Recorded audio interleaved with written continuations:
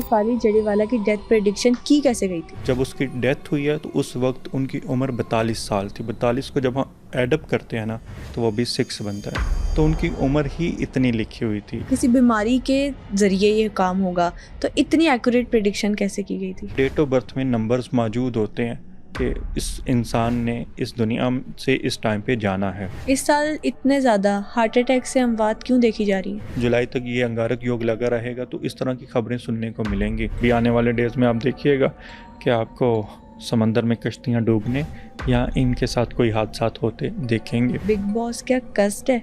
क्योंकि big boss में से पहले सिद्धार्थ शुक्ला की डेथ हुई कार्डियक अरेस्ट से, अब शेफाली जड़ीवाला की। अभी तक जो बिग बॉस के लोग थे ना जिन्होंने वहाँ पे पार्टिसिपेट किया था, 9 से ज़ायद लोगों की डेथ हो चुकी है।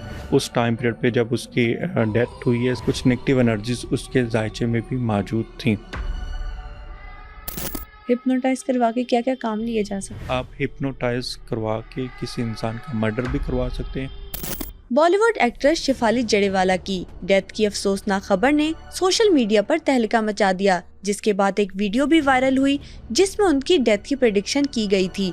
क्या शेफाली जड़ीवाला की डेट ऑफ बर्थ में ही उनकी मौत का राज छुपा था? बिग बॉस के हाउस में ऐसा कौन सा कर्स और नेगेटिव एनर्जी मौजूद है कि एक के बाद एक कंटेस्टेंट की डेथ सामने आ रही है? और साल 2025 के अगले 3 महीनों में कौन सी बड़ी हैपनिंग सामने आने वाली है? ये सब बातें जानने के लिए आज के एपिसोड को एंड तक जरूर देखें। हमारी ज्यादातर ऑडियंस ने अभी तक चैनल को सब्सक्राइब नहीं किया। अगर आपको लगता है कि अपने पॉडकास्ट के जरिए मैं आपको वैल्यूएबल कंटेंट दे रही हूँ तो सुनो पॉडकास्ट सुपरनैचुरल को अभी सब्सक्राइब कीजिए। मुझे बताएगा कि आजकल सोशल मीडिया पर एक न्यूज बहुत ट्रेंड कर रही है, वो है शेफाली जड़ीवाला की डेथ, और उससे भी ज्यादा एक वीडियो वायरल हो रही है वो कि शेफाली जड़ीवाला की डेथ की प्रेडिक्शन पहले हो चुकी थी। आप भी एस्ट्रोलॉजी को जानते हैं, ज़ोडिएक चार्ट्स को रीड करते हैं। सबसे पहले बताइएगा कि शेफाली जड़ीवाला की डेथ प्रेडिक्शन की कैसे गई थी? देखिए, जायचे में जो है ना प्लेंटी पोजीशन होती है, वो इतना कोई मुश्किल काम नहीं है, लेकिन इसको प्रेडिक्शन को करने से बहुत सारे एस्ट्रोलॉजर मना करते हैं। जायचे का 7वां और 8वां घर जो होता है ना वो डेथ से रेलिवेंट किया जाता है। तो अगर आपके जायचे के 8वें घर को मुकम्मल तौर पे एक्टिव कोई शख्स देख लेता है तो प्रेडिक्शन की जा सकती है। अब उनके जायचे में 8वें घर इस वक्त मौजूदा टाइम पे मुकम्मल तौर पे एक्टिव था, सो वो डेथ प्रेडिक्शन होगी। उसकी वजह ये थी कि सैटर्न भी 8वें घर को देख रहा था, जुपिटर भी 8वें घर को देख रहा था, और 8वें घर में जो उनका बर्थ चार्ट है उसमें 4 प्लैनेट्स मौजूद थे। मून था, केतु था, मरकरी था और वीनस था।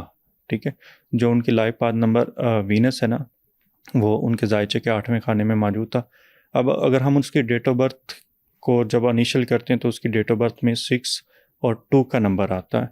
अब जब उसकी डेथ हुई है तो उस वक्त उनकी उम्र 42 साल थी। 42 को जब हम एडअप करते हैं ना तो वो भी 6 बनता है, तो उनकी उम्र ही इतनी लिखी हुई थी। नंबरोलॉजी से चेक कर लें, एस्ट्रोलॉजी से चेक कर लें, या किसी भी मेथड से हम चेक कर लें जो पैरासाइकोलॉजी हैं, ऑकल्ट्स हैं, तो उससे निकाला जा सकता है। 2 बातें की आपने, दोनों पर आपसे डिस्कस करना चाहूँगी। सबसे पहले आपने कहा कि 8th हाउस, जिसे हिंदुइज्म में कुंडली कहा जाता है, हम जायचा कहते हैं। 8th हाउस को हाउस ऑफ डेथ कहते हैं। कितने हाउस होते हैं और 8th हाउस को हाउस ऑफ डेथ क्यों कहते हैं? देखिए, टोटल तो 12 हाउसेज हैं।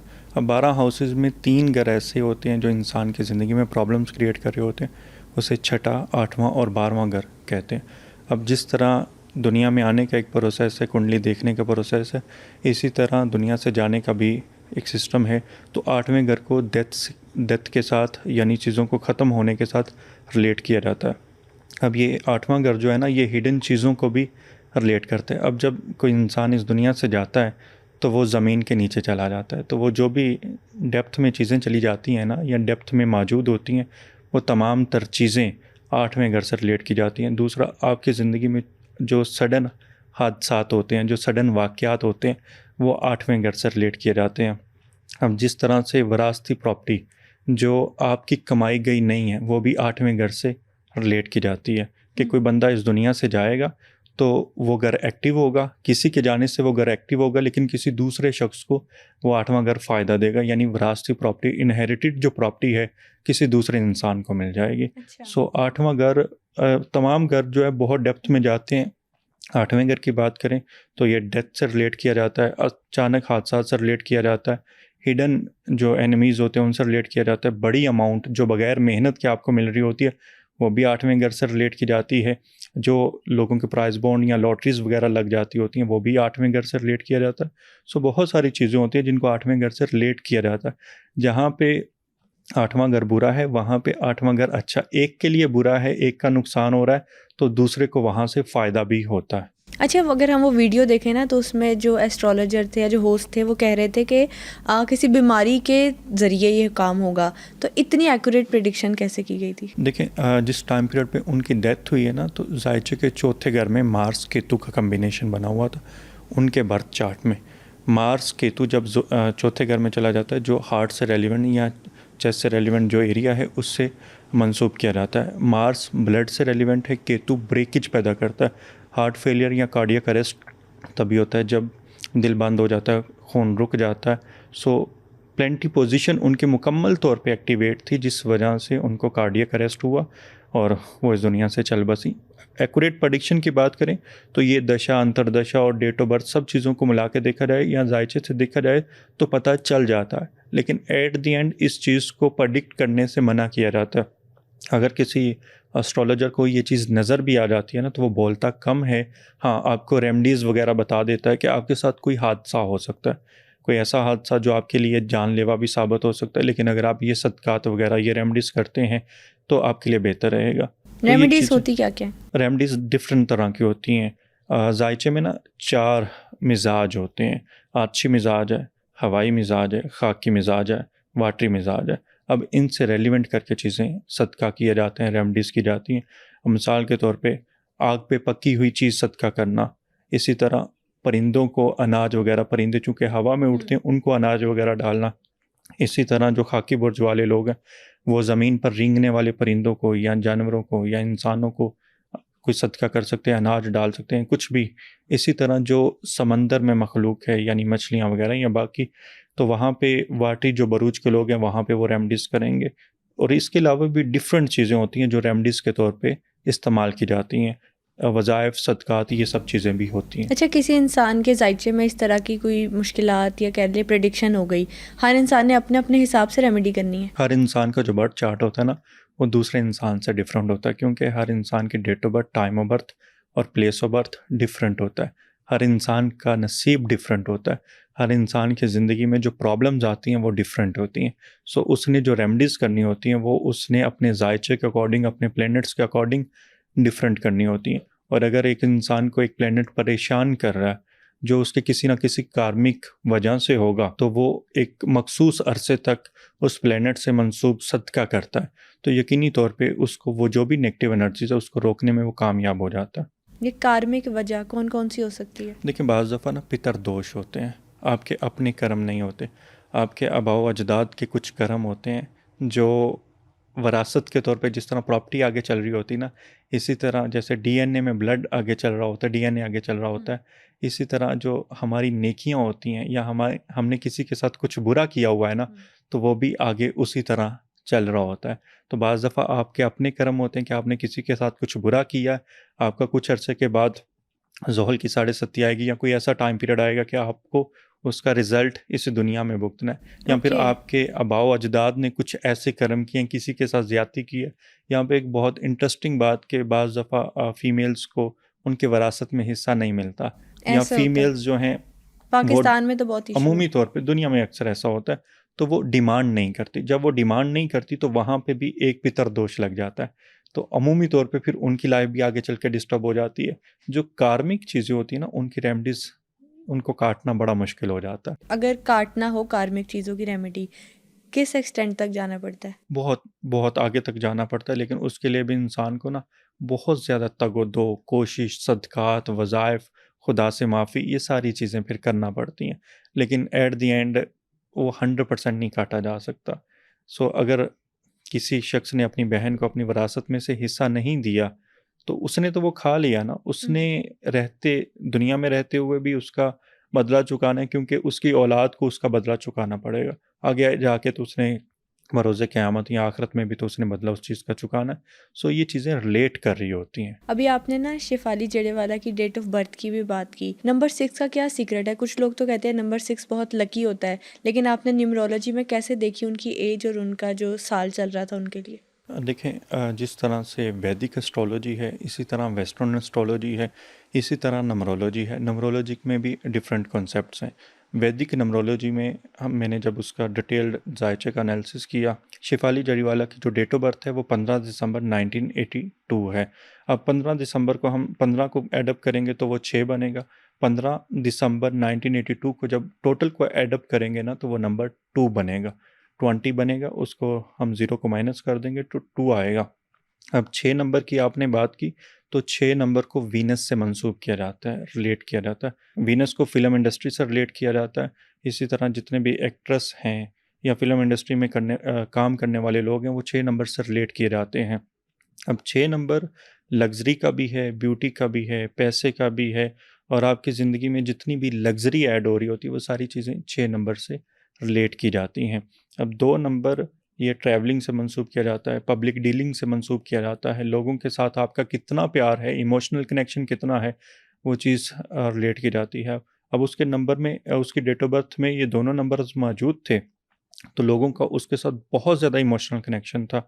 जब उसकी सडन डेथ की खबर लोगों तक पहुंची तो सोशल मीडिया तो एक तरह का तूफ़ान खड़ा हुआ। लोग परेशान हो गए कि अचानक से जो इतना अपना ख़्याल रखती थी, वो जिम करती थी, वो योगा करती थी, वो स्विमिंग करती थी, लेकिन फिर भी वो यंग एज में चली गई।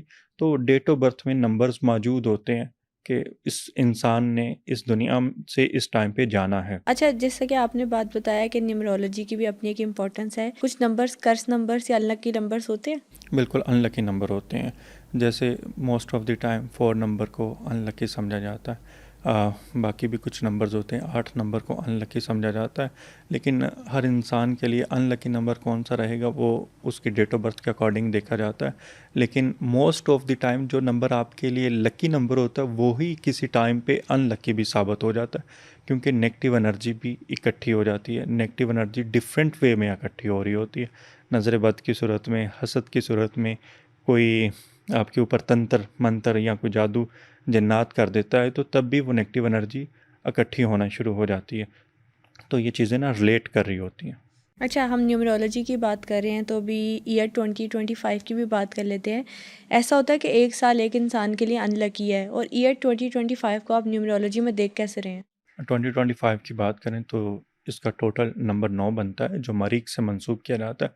मरीख को आर्मी से, फोर्सेस से, जंगो जदल से, खून खराबे से, सडन डेथ से और इन चीज़ों से रिलेट किया जाता है। मरीख भी अपने आप में एक बहुत पॉजिटिव नंबर भी है और बहुत नेगेटिव नंबर भी है। आपने इस साल देखा है कि जैसे मिड स्टार्ट हुआ, जंग पाकिस्तान और इंडिया की स्टार्ट होगी, बाद में ईरान और इसराइल के दरमियान जंग स्टार्ट होगी।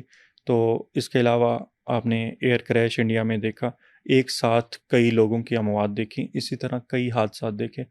इस साल आपने आग से, गोली से और एक्सीडेंट से अमवात ज़्यादा देखी होंगी। आपने कहीं ना कहीं खबरें ये ज़रूर सुनी होंगी कि ये एक्सीडेंट हुआ, ये हादसा हुआ। रोज़ाना की बुनियाद पर हम सोशल मीडिया जब ओपन करते हैं, कोई ना कोई ट्रेजिक हादसा या डेथ न्यूज़ मिलती है हमें। जब भी 9 नंबर एक्टिवेट होता है ना तो सडन ख़बरें आपको सुनाई देती हैं। अब इस वक्त बुर्ज हूत पाइसिस में सैटर्न मौजूद है। वैदिक एस्ट्रोलॉजी के अकॉर्डिंग सैटर्न जब वहाँ पे जाता है ना तो ज़्यादातर लोग समंदर में पानी की वजह से डेथ का शिकार हो जाते हैं। दूसरा मरीख जो है ना, ये अचानक रोड एक्सीडेंट्स को रिलेट कर रहा होता है, गोली को, बारूद को, इन चीज़ों से रिलेट कर रहा होता है। अब जो ज़्यादातर डेथ हो रही हैं वो तो या तो पानी में हो रही हैं, पानी की वजह से हो रही हैं, या फिर रोड एक्सीडेंट्स के ऊपर। उसके बाद अगर हम बात करें तो कार्डियक अरेस्ट या ब्लड की वजह से। इस साल इतने ज़्यादा हार्ट अटैक से अमवात क्यों देखी जा रही हैं? देखिए, पिछले कुछ टाइम से ना मार्स केतु का कम्बिनेशन बना हुआ है, जिसको अंगारक योग बोला जाता है।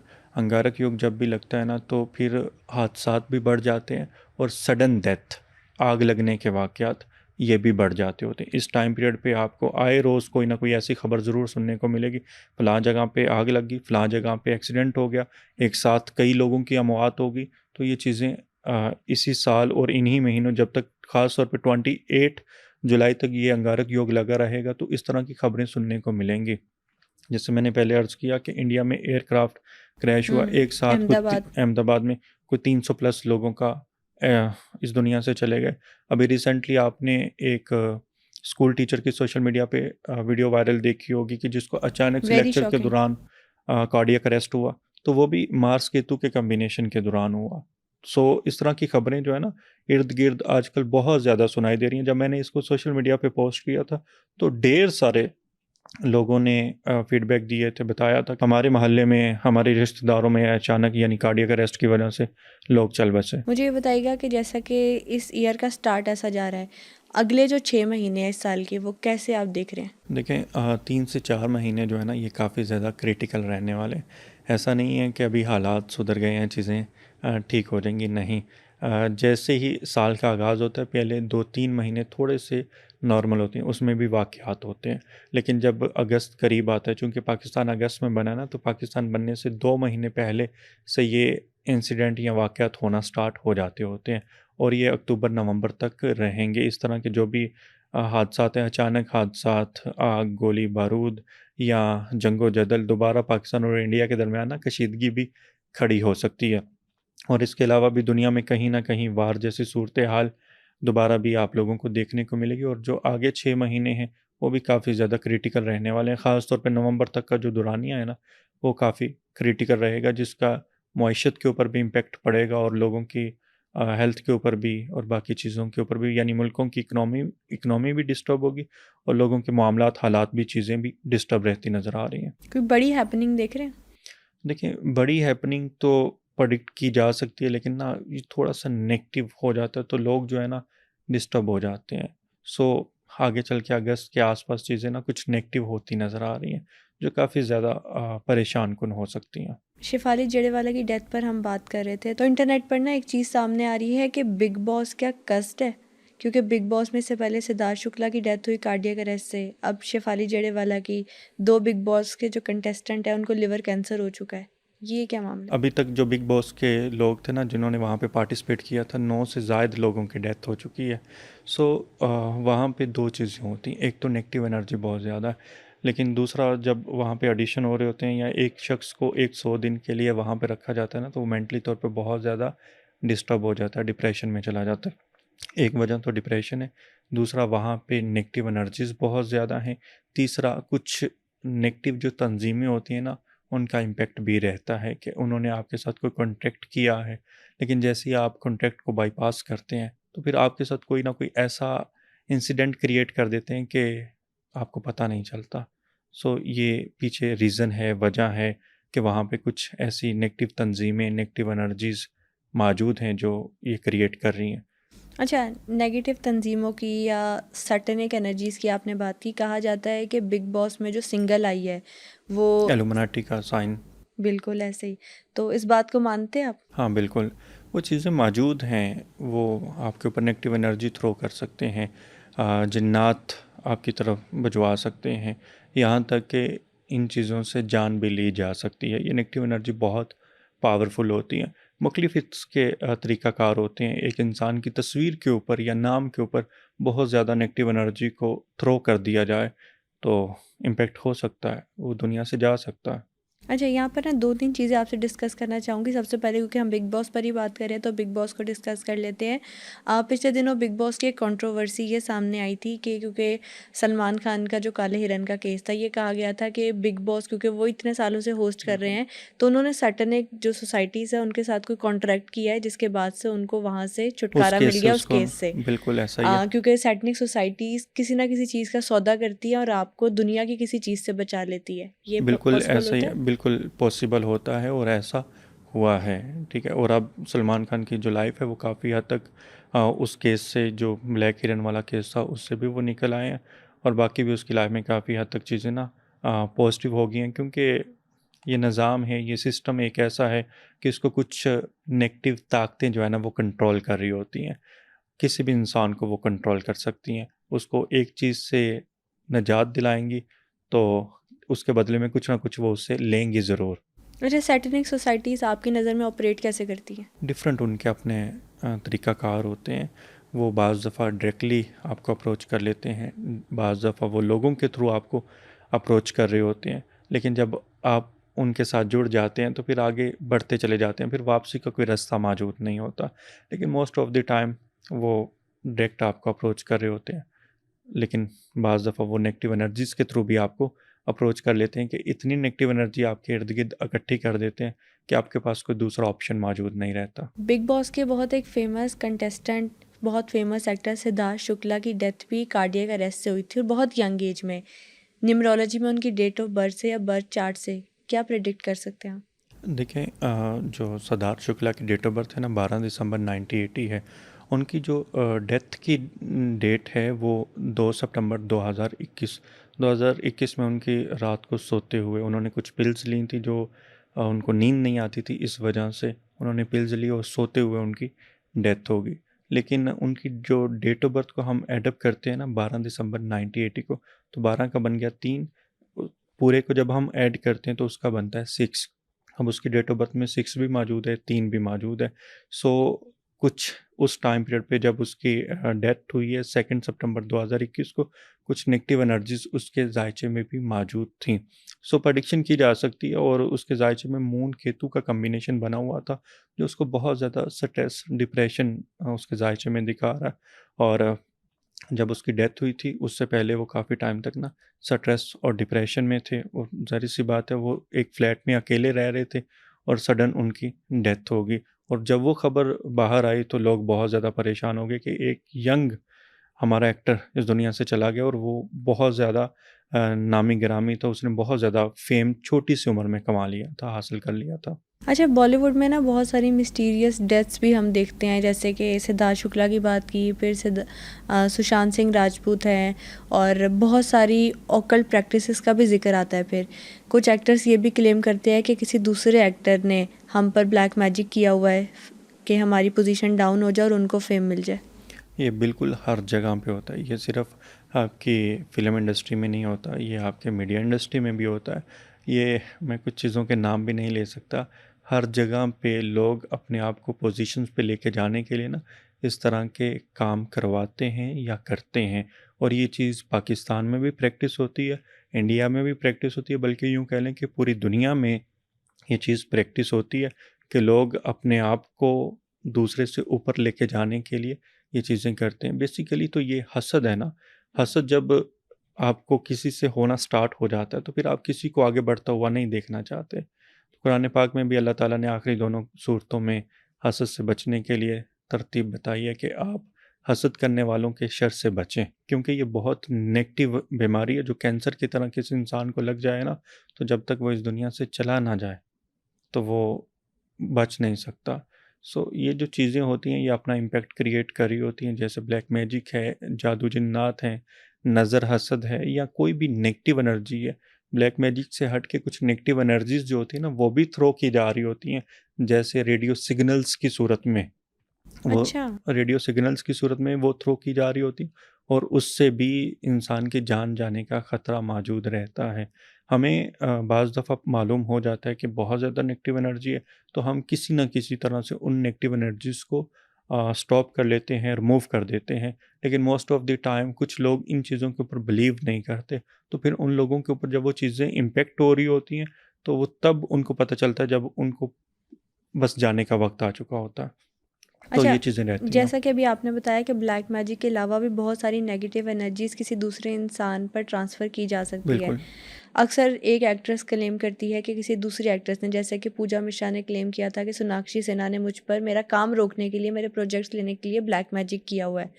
तो ऐसा पॉसिबल हो सकता है कि किसी इंसान की प्रेज़ेंस के बगैर उस पर नेगेटिव एनर्जीज़ भिजवाई जाए और उसकी चीज़ें छीन ली जाएँ या उसको नुकसान पहुँचाया जाए? आज के दौर में ना ये कोई मुश्किल काम नहीं है। अगर आपकी पिक्चर मौजूद है और आपका नाम पता है तो ये सब मुमकिन हो जाता है।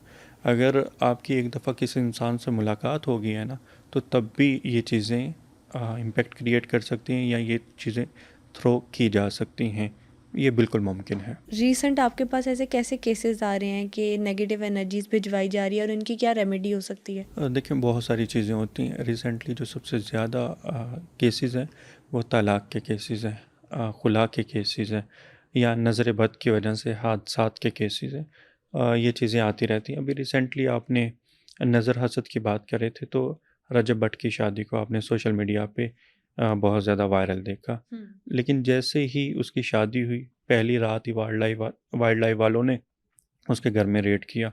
उस दिन के बाद से आज तक उस इंसान के ऊपर मुकदमात पे मुकदमात बनते चले जा रहे हैं।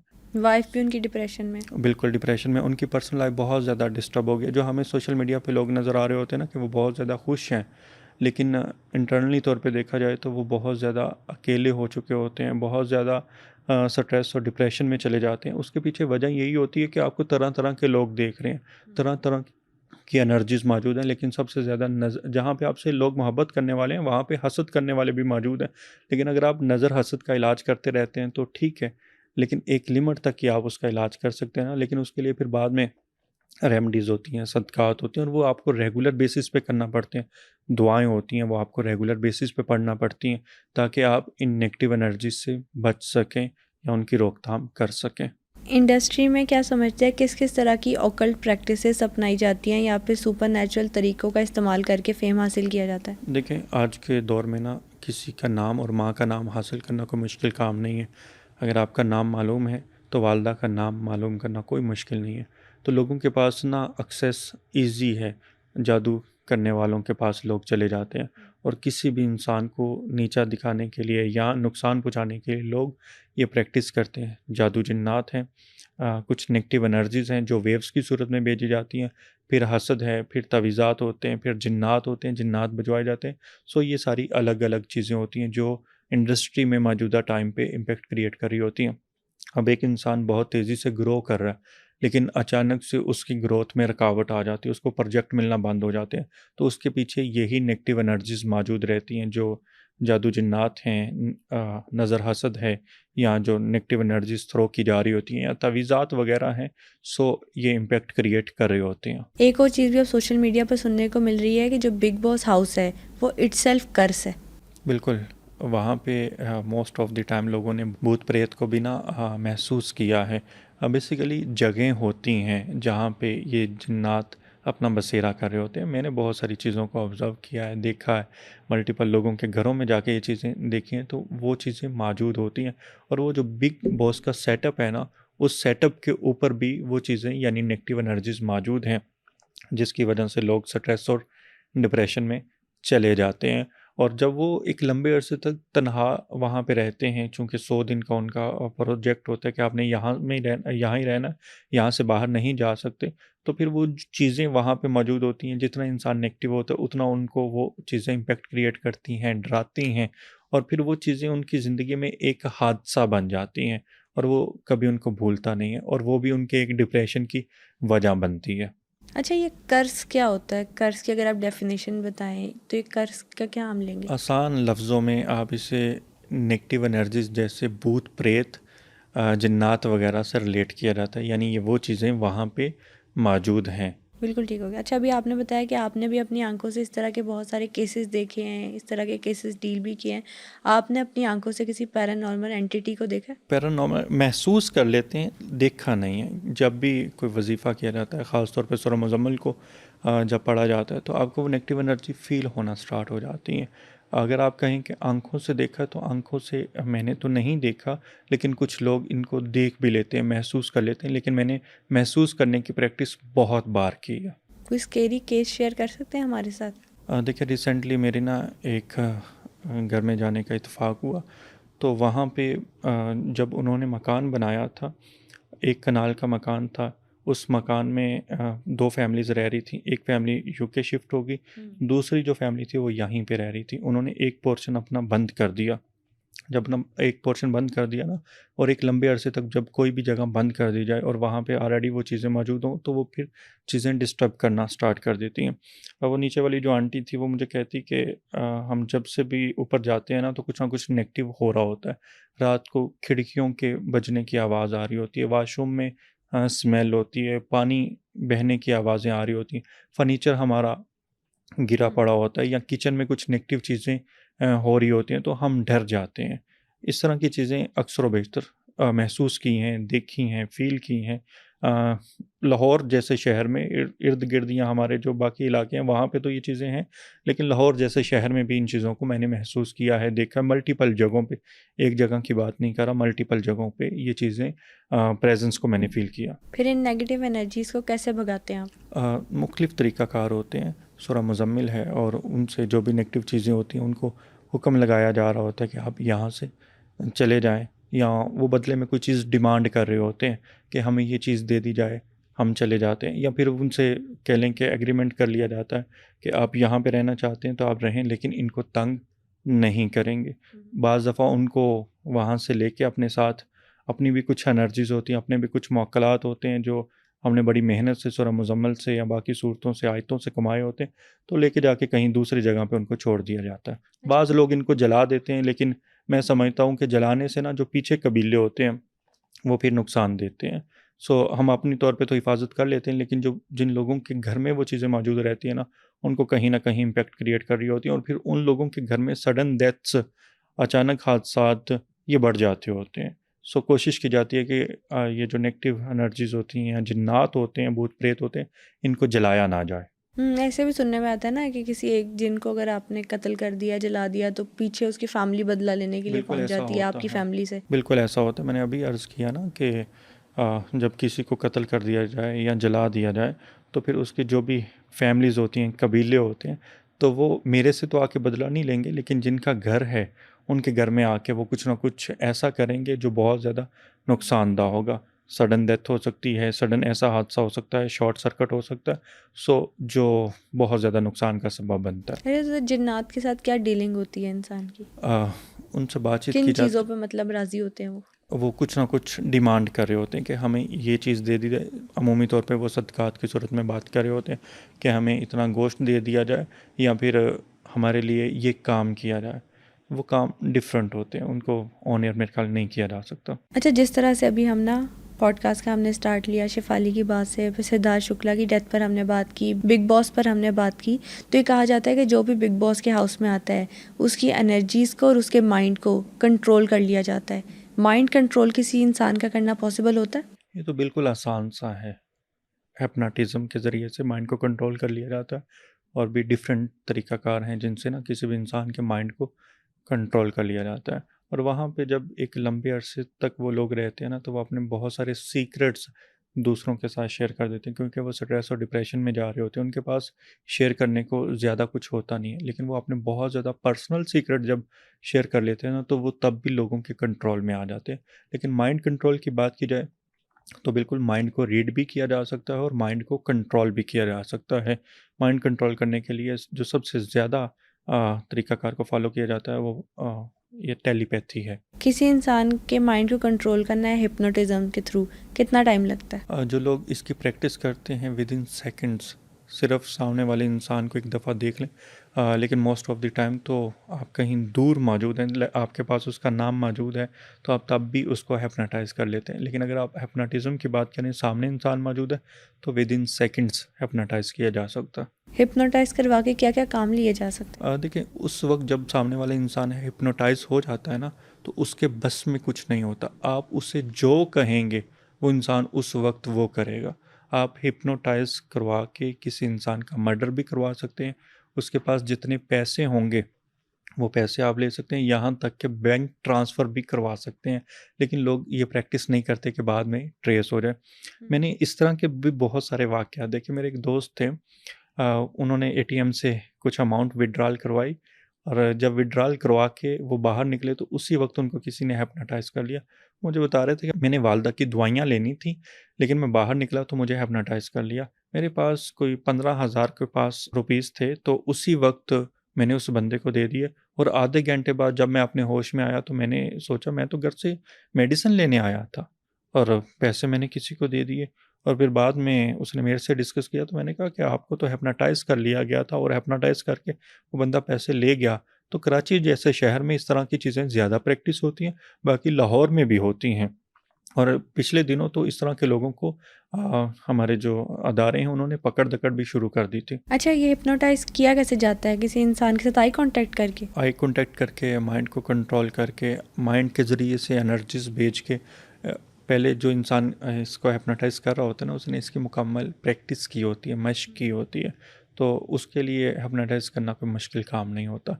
वो आइज़ कांटेक्ट के ज़रिए से और ब्रेन की एनर्जीज़ के ज़रिए से, ब्रेन की एनर्जी से दूसरे इंसान के दिमाग में कुछ सिग्नल्स, कुछ एनर्जीज़ भेजी जाती हैं, जिसकी मदद से उसको कंट्रोल कर लिया जाता है। ऐसा हो सकता है कि अगर मैं लाहौर में बैठी हूँ तो किसी दूसरे शहर में बैठे इंसान को मैं कुछ कहे बगैर या कांटेक्ट किए बगैर अपने माइंड के थ्रू सिग्नल भिजवा सकूँ। बिल्कुल, लॉ ऑफ अट्रैक्शन इसी चीज़ को तो कहते हैं कि आप किसी को भी कोई भी मैसेज भेज सकते हैं।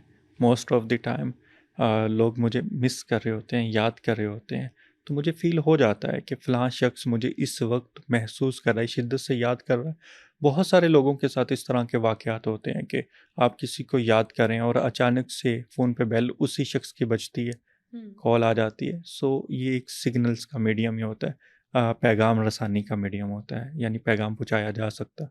बिल्कुल ठीक हो गया।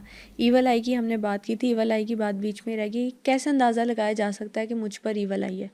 देखिए, जब आपकी ज़िंदगी में अचानक से हादसात बढ़ जाते हैं, सब कुछ नॉर्मल चल रहा है, अचानक से हादसात बढ़ गए हैं, तो आपका अंदाज़ा हो जाएगा। आप घर में आएँ, आपकी तबीयत अचानक से ख़राब हो रही है, मेडिसिन ले रहे हैं, सब कुछ ट्रीटमेंट कर रहे हैं, लेकिन अफ़ाका नहीं पड़ रहा, तो आप समझ जाएँ कि नज़र लग गई है। अमूमी तौर पर बच्चों को चोट बहुत जल्दी लग जाती है, नज़र लग जाती है। अभी रिसेंटली बहुत सारे मैंने वाक़यात देखे हैं, अचानक बिल्कुल ठीक लोग जा रहे हैं, हादसा ऐसा पेश आया, वो नज़र हसद की वजह से। आजकल के दौर में ना नज़र हसद इसलिए भी बढ़ गई है कि लोग अपना लाइफ़स्टाइल सोशल मीडिया पे दिखा रहे हैं। तो वहाँ पे जहाँ पे आपके सपोर्टर होते हैं, आपसे मोहब्बत करने वाले लोग होते हैं, वहाँ पे आपसे हसद करने वाले भी बहुत सारे लोग मौजूद होते हैं। जब वो हसद कर रहे होते हैं, वो ऐसी नेगेटिव एनर्जीज़ को जन्म दे रहे होते हैं अपनी आँखों की मदद से, जो आप रिमूव ना करें तो ब्लैक मैजिक से बढ़ के आपकी ज़िंदगी में नुकसान पैदा तो कर ईवल देते आई हैं। को कैसे रिमूव किया जा सकता है? उसके लिए आखिरी दोनों कुल हैं, सूरह फलक है, सूरह नास है। नमक वाला एक मेथड है कि आप नमक वाले अमल से शावर लेते हैं, और भी मुख्तलिफ़ तरीक़ाकार हैं कि आप उनसे इन नेगेटिव एनर्जीज़ को रोक सकते हैं। अगर बहुत ज़्यादा इम्पैक्ट क्रिएट कर गया तो कुछ नक्श वग़ैरह होते हैं, वो आप किसी भी साहिब इल्म से, किसी कारी साहब से बनवा के पी सकते हैं। लेकिन जो ज़्यादा बेहतर है वो आखिरी दोनों कुल रोज़ाना की बुनियाद पे 14 बार आप पढ़ के अपने ऊपर दम कर लें, पानी के ऊपर दम करके पानी पी लें, तो ये एक आसान मेथड है। अच्छा, कुछ चीज़ें भी होती हैं, कहते हैं अगर घर पे रखो उसको तो नेगेटिव एनर्जी हिसाब से दूर रहती हैं। हाँ, बिल्कुल वो चीज़ें रहती हैं कि आप उन चीज़ों को अपने घर में रखते हैं ना। मिरर है, उसकी एक ख़ास प्लेसमेंट है, उसको वास्तु में कंसीडर किया जाता है कि एक ख़ास प्लेसमेंट में मिरर को अपने घर में रखें, या नमक वाली जो थैली है, कोई कटोरी वगैरह है, उसको एक ख़ास जगह पे रखें। तो घर में जो भी नेगेटिव एनर्जी आएगी या नेगेटिव एनर्जी वाला इंसान आएगा, तो वो जैसे ही उस तरफ देखेगा तो उसी वक्त वो एनर्जी बैक हो जाएगी। सो ये चीज़ें घर में रखने से नेगेटिव एनर्जीज़ को रिमूव किया जा सकता है। बिल्कुल ठीक हो गया। लास्ट पर आपसे ये पूछना चाहूँगी कि ओकल्ट प्रैक्टिसेस में सबसे वियर्ड प्रैक्टिस कौन सी देखी है आपने? सबसे वियर्ड केस कौन सा सुना है? केसेस तो बहुत सारे सुने हैं। देखिए, आज के दौर में ना 2 चीज़ें बहुत ज़्यादा नेगेटिव हैं। हर चौथा या पाँचवाँ इंसान कहीं न कहीं ब्लैक मैजिक, नज़र या हसद की वजह से डिस्टर्ब चल रहा है। लोगों के कारोबार मैंने इन नेगेटिव एनर्जीज़ की वजह से तबाह होते देखे हैं। मेरे एक दोस्त थे, उनके पास कुछ 14-15 गाड़ियाँ थीं, और अच्छी गाड़ियाँ, जिनको गाड़ियों का शौक होता है ना, उनके पास अच्छी-अच्छी गाड़ियाँ होती हैं। उस इंसान का सब कुछ नज़र, हसद और ब्लैक मैजिक की वजह से चला गया। ब्लैक मैजिक कौन करता था? उनके करीबी रिश्तेदार। 2 कनाल की उनकी डीएचए में कोठी थी, बेदियाँ रोड के ऊपर, वो उनकी चली गई। आज वो बंदा जो है यूके में फूड डिलीवरी का काम करता है। ठीक है? नेगेटिव एनर्जी से या ब्लैक मैजिक से आप किस इंसान को इस हद तक नुकसान पहुँचा सकते हैं। यानी दोनों के सिम्टम्स अलग-अलग होते हैं? हाँ, बिल्कुल अलग-अलग होते हैं। लेकिन जो इंसान इन चीज़ों को डील कर रहा होता है ना, वो महसूस कर लेता है कि इसके ऊपर नज़र है, हसद है, जादू जिन्नात है, या क्या चीज़ है। क्योंकि नज़र हसद को जब आप रिमूव करते हैं वो तो रिमूव हो जाती है, लेकिन अगर आपके ऊपर ब्लैक मैजिक के मामलात है ना, तो वो आसानी से ख़त्म नहीं होते। उसके लिए आपको प्रॉपर तौर पे सदक़ात करना पड़ते हैं। वो मख़सूस सदक़ात होते हैं, हर इंसान के लिए डिफ़रेंट, और किसी न किसी साहिब इल्म से उनको रिमूव करने के लिए मदद ली जाती है, ताकि वो आपकी ज़िंदगी से चली जाए। लेकिन बहुत मुश्किल होता है कि किसी जादू जिन्नात वाले केस को डील करना, हैंडल करना। आप कितने अरसे में केस सॉल्व कर लेते हैं ऐसा? मुख्तलिफ़ तरीक़ाकार होते हैं, बाज़ दफ़ा तो 2 महीने भी लग जाते हैं। अगर आपको प्रॉपर तौर पे किसी इंसान से नेगेटिव एनर्जीज को रिमूव करना, क्योंकि उसके लिए ना सदकात देने होते हैं। मिसाल के तौर पे किसी इंसान के ऊपर कोई बहुत ज़्यादा नेगेटिव एनर्जी है तो उसे या तो हफ्ते के दिन किसी चीज़ का सदका दिलवाया जाएगा और 8 हफ्ते या 17 हफ्ते लगातार सदका दिलवाया जाएगा। इसी तरह मंगल के दिन सदका दिलवाना होता है।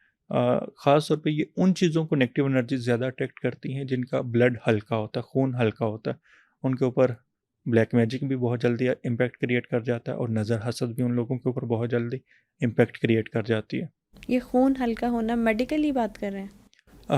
आप इसे मेडिकल की ही ज़ुबान में समझ लें कि उस इंसान का खून हल्का है, लेकिन खून हल्का इसे नहीं कहा जाता। इसका बेसिकली ओरे से रिलेट किया जाता है कि इस इंसान का ओरा बहुत कमज़ोर है। लेकिन पंजाबी की एक मिसाल है कि इस इंसान का खून हल्का है, इस वास्ते इन्हों नज़र बड़ी जल्दी लग जाती है। अच्छा, कहते हैं ऑरा जो होता है इंसान का वो उसकी वाइब है, या ऑरा जो है कहा जाता है ऑरा के कलर्स हैं इंसान की? ऑरा के कलर्स हैं, ऑर्बिट की तरह ये काम कर रहा होता है। बाज़ लोगों का ऑरा बहुत पॉजिटिव होता है, बाज़ लोगों का बहुत नेगेटिव होता है। पॉजिटिव लोगों से आपको मिलते ही फील हो जाता है विद इन सेकेंड्स, यार ये इंसान बहुत पॉजिटिव है। और नेगेटिव लोगों से आप जब हैंड शेक करते हैं ना तो काफ़ी हद तक उनकी नेगेटिव एनर्जी आपके अंदर फील हो जाती है। अब एक छोटी सी मिसाल है, आपने सफ़ेद कलर के कपड़े पहने हुए हैं और आप एक कोयले की कान में चले गए हैं, आपने वहाँ पे काम नहीं किया, वापस आ गए, कोयले का कहीं ना कहीं सिम्टम ज़रूर मौजूद रहेगा। इसी तरह अगर आप किसी परफ्यूम की दुकान में चले गए हैं, हाँ वहाँ से कोई परफ्यूम आपने ऊपर आपने नहीं फ्रेगनेंस की, लेकिन जब आप बाहर आएंगे तो आपसे वो फ्रेगनेंस फील ज़रूर होगी कि आप खुशबू वाली दुकान से हो के आए हैं।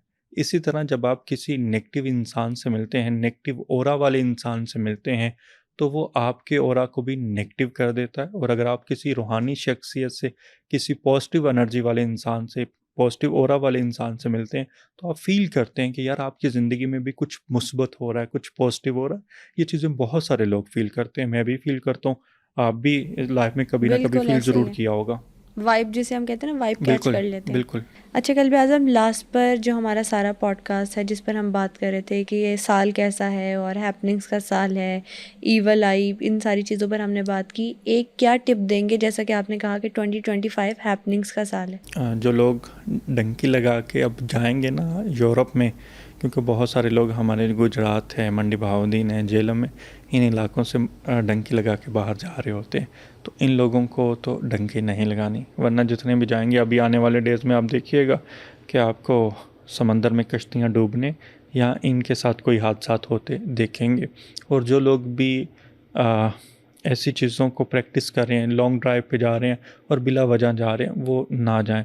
ख़ास तौर पे जो हिलीज़ एरिया हैं वहाँ पे लोग इंजॉयमेंट के लिए जा रहे हैं, तो वहाँ पे भी इस साल आप लोगों को कुछ ज़्यादा हादसात देखने को मिलेंगे। इसी तरह जहाँ पे लड़ाई झगड़े हो रहे हैं उन लोग चीज़ों से, उन लोग जगहों से भी आप लोगों ने अवॉइड करना है। Thank you so much. आज के पॉडकास्ट में ना आपने ये बताया कि किस तरह से अगर कोई प्रॉब्लम हो बर्थ चार्ट में तो उसकी रेमेडी क्या क्या हो सकती है, कर्स क्या होता है, ईवल आई के क्या सिम्टम्स होते हैं, ऑकल प्रैक्टिसेस किस किस तरह से की जाती है, सीक्रेट ऑर्गेनाइजेशंस जो होती हैं वो किस तरह से ऑपरेट करती हैं। Thank you so much for coming. आपका बहुत शुक्रिया। आज के एपिसोड में हमने बिग बॉस हाउस की नेगेटिव एनर्जीज, शिफाली जड़ेवाला और सिद्धार्थ शुक्ला की मिस्टीरियस डेथ और साल 2025 की हैपनिंग्स पर बात की।